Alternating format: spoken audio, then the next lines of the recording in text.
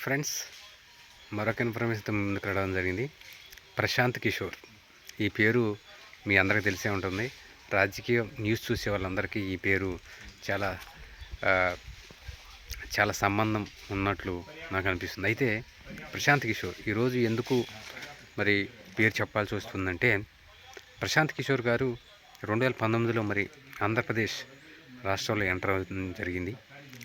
ఆయన ఒక political advisory మరి చేస్తూ పొలిటికల్ పార్టీలకు ఒప్పందాలు చేస్తూ మరి పెద్ద మొత్తంలో డబ్బులు తీసుకొని దాదాపు గంటకి 100 కోట్లు, అంటే గంటకు 100 కోట్లు తీసుకోవడం అంటే మరి అతను మామూలు వ్యక్తి కాదనిపిస్తుంది. అయితే అతను మరి జనస్వరాజ్ అనే పార్టీని పెట్టి మరి గత బీహార్ ఎన్నికల్లో మరి చతికిల పడటం జరిగింది. ఖచ్చితంగా అక్కడ నితీష్ కుమార్ గారిని బీజేపీని ఓడిస్తానని చెప్పడం జరిగింది. కానీ అక్కడ ఆయన ఓడించలేకపోయారు.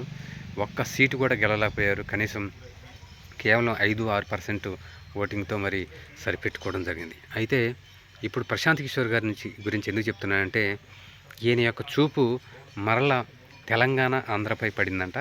ఎందుకంటే మరి 2019లో జగన్మోహన్ రెడ్డి గారికి పొలిటికల్ అడ్వైజర్గా మరి ఐపాక్ టీంతో ఇండియన్ పొలిటికల్ యాక్షన్ టీంని మరి ఆయన ఏర్పాటు చేసి మరి జగన్మోహన్ రెడ్డి గారు ముఖ్యమంత్రి కావడంలో మరి కీలక పాత్ర పోషించారు అనేది ఇది నిజం. అయితే అలాగే ఆయనకు సలహాలు ఇస్తూ కూడా ప్రభుత్వం ఏ విధంగా ముందుకెళ్ళాలి, అలాగా ప్రతిపక్షంగా ఉండి ప్రజల్లోకి పదయాత్రను ఎలా ముందుకెళ్ళాలి, అన్ని నియోజకవర్గాల్లో పార్టీని ఎలా సెట్ చేసుకోవాలి, పార్టీ అభ్యర్థుల్ని ఎలా నిర్ణయించాలి, వారి యొక్క కులం మరి మతం అన్నీ క్రోడీకరించి ఖచ్చితంగా డబ్బు ఆధారంగా అన్నిటి విధంగా మరి అభ్యర్థుల ఎంపికల వడపోతలో మరి ప్రశాంత్ కిషోర్ గారు ఇక్కడ ఆంధ్రప్రదేశ్లో 2019లో కీలక పాత్ర పోషించాడు. అయితే 5 సంవత్సరాల తర్వాత మరి 2024 ఎలక్షన్ అయితే ప్లేట్ మార్చి మరి తెలుగుదేశం పార్టీకి సలహాలు ఇవ్వడం జరిగింది.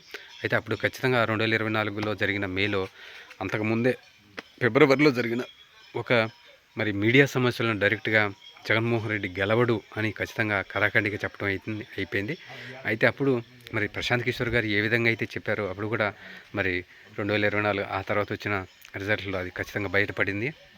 కేవలం 11 సీట్లకే మరి పరిమితమయ్యి జగన్మోహన్ రెడ్డి గారు మరి ఓడిపోవడం జరిగింది. అయితే ఇప్పుడు జగన్మోహన్ రెడ్డి గారి అపాయింట్మెంట్ కోసం ప్రశాంత్ కిషోర్ గారు ఎదురు చూస్తున్నారంట.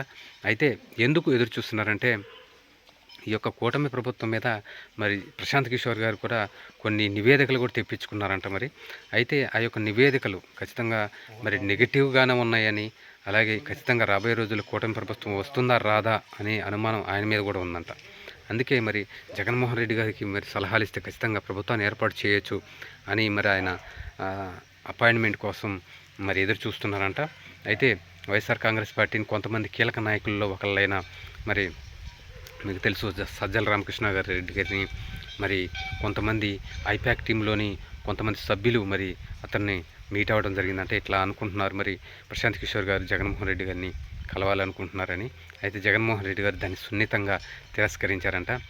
నీ సలహాలు వద్దు, ఏమొద్దు, మాకు ఖచ్చితంగా మా పార్టీని మేమే నిర్మించుకుంటాం, ఖచ్చితంగా మళ్ళీ మీకు అన్ని ఫీజులు ఇచ్చి ఇంత డబ్బు మీకు పోగేసి మీకు ఇచ్చే కన్నా మేము మరి చిత్తశుద్ధిగా ఖచ్చితంగా పార్టీని నిర్మించి రాబోయే రోజుల్లో ప్రజల్లోకి వెళ్ళటం ఇది మంచిదని మరి వైఎస్ఆర్ కాంగ్రెస్ పార్టీ భావిస్తున్నట్లు మనకు సమాచారం.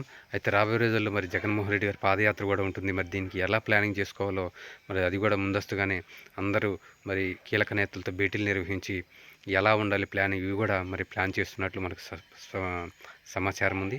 అయితే 2026 నుంచి జెట్ స్పీడ్లో పార్టీని ప్రజల్లోకి తీసుకెళ్ళడానికి వైఎస్ఆర్ కాంగ్రెస్ పార్టీ సిద్ధమవుతున్నట్లుగా అనిపిస్తుంది.